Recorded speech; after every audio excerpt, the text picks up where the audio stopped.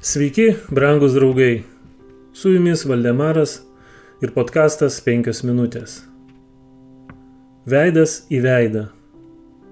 Viešpats kalbėdavosi su Moze veidas į veidą, kaip žmogus kalbasi su savo bičiuliu. Po to jis sugrįždavo į stovyklą, bet jo jaunas padėjėjas Jozuė, Nūno sūnus, nepajudėdavo iš palapinės. Išėjimo 33 skyrius, 11 eilutė. Izraeliui nusidėjus, pasidarant auksinį veršį, Mozė vėl eina pas Dievą melstis už žmones. Iš savo patyrimo jis žinojo, kad norint turėti įtaką žmonėms, pirmiausia jis turi turėti Dievo jėgą. Viešpats mato savo tarno širdies tyrumą ir nesavanaudiškus tikslus ir nusileidžia pabendrauti su šiuo silpnu, mirtinguoju veidas į veidą, taip kaip žmogus kalba su savo draugu.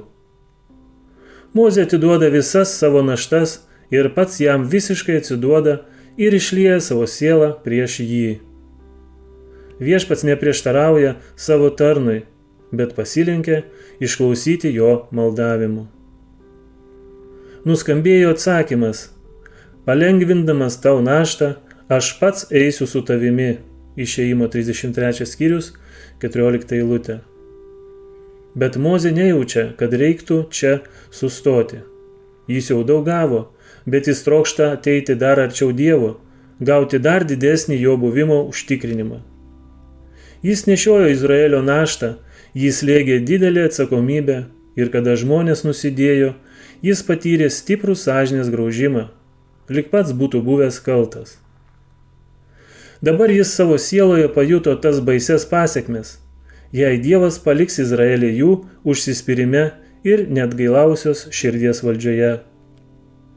Mozė taip karštai ir uoliai meldėsi Dievui, kad pasigirsta: padarysiu ir tai, ko prašai, nes tu iš tikrųjų radai malonę mano akise ir tave aš pažįstu vardu. Išėjimo 33 skyrius, 17 eilutė.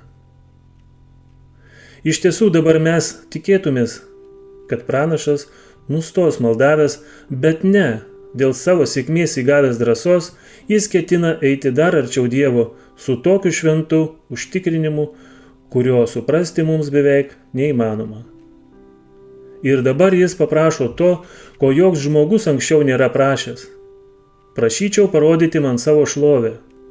Išėjimo 33 skyrius, 18 eilutė. Koks prašymas, nuskambantis iš mirtingo žmogaus lūpų. Bet ar jam atsakoma? Ar Dievas jį subara dėl augančio pasitikėjimo savimi? Ne, mes girdime malonius žodžius. Aš padarysiu, kad praeis prieš tavo akis visas mano gerumas.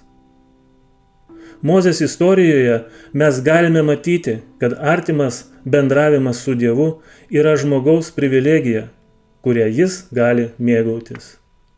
Su jumis buvo Valdemaras ir podkastas 5 minutės.